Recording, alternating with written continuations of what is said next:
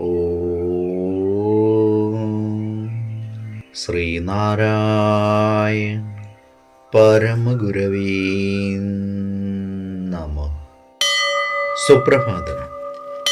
1726 ദിവസമായ ഇന്ന് 2026 ഫെബ്രുവരി മാസം 4 ബുധനാഴ്ച, 1201 ആണ്ട് മകരമാസം 21 ഗുരുവചനങ്ങളിലൂടെ ബ്രഹ്മചാരി മിതമായി ഉറങ്ങുകയും ആഹാരം കഴിക്കുകയും വസ്ത്രം ധരിക്കുകയും സംസാരിക്കുകയും ചെയ്യേണ്ടതാകുന്നു. ശ്രീനാരായണ ഗുരുദേവൻ. ശ്രീ നടരാജ ഗുരു എഴുതിയ ഗുരുവിൽ എന്ന പുസ്തകത്തിൽ വിഗ്രഹ ഭാഷയിലെ ആരോഹണയോഗം എന്ന് വിവരിക്കുന്നതിൻ്റെ 21 ഭാഗമാണ് ഇന്ന് അവതരിപ്പിക്കുന്നത്. പാർവതി ദേവിയാണ്, ഭാര്യയാണ്, അമ്മയാണ്, പലതരം അലൗകികാനുഭൂതികളുടെ ഒരു പ്രതീകം കൂടിയാണ്. ഈ ഓരോ അനുഭൂതി വിശേഷത്തിനും വിഗ്രഹ ഭാഷയിൽ അതിൻ്റെതായ രൂപകൽപ്പനയുമുണ്ട്. പ്രപഞ്ചത്തിൽ അതീശത്വം പുലർത്തുന്ന അപ്രതിരോധ്യമായ ഒരു സംഭൂതി പ്രക്രിയയുണ്ട്. ഈ പ്രക്രിയയിലെ ദുരന്തപൂർണമായ അംശത്തിൻ്റെ മൂർത്തിമത് ഭാവമായി ഈ ദേവീ സങ്കല്പത്തെ കണക്കാക്കണം. അതുകൊണ്ട് ശിവന്റെ വാമഭാഗമായ കാളി ഭീഷണിയാണ്, അതേസമയം കൃപത്തേൻ ചൊരിയുന്ന മാതാവാണ്.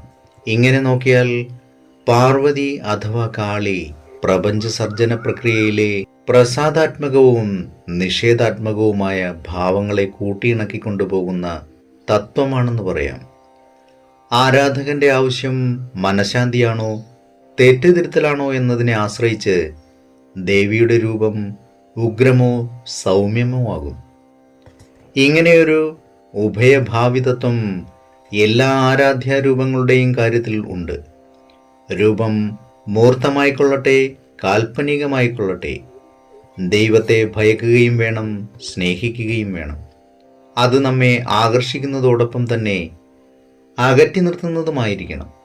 ദൈവത്തെ ആരാധിക്കണം, ദൈവത്തെ ഭയന്ന് നടുങ്ങുകയും വേണം. അതുകൊണ്ടാണ് നാനാതരം വ്യക്തിത്വ വിശേഷണമുള്ള ദേവിക്ക് പല രൂപങ്ങളുണ്ടായി വന്നത്.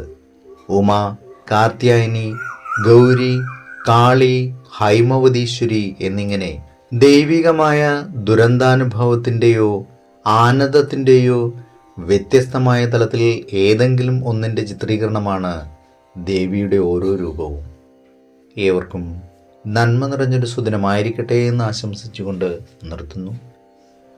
നന്ദി, നമസ്കാരം. ഗുരുധർമ്മം ജയിക്കട്ടെ. ശബ്ദം നൽകിയത് സുജീഷ് മഹേശ്വരി.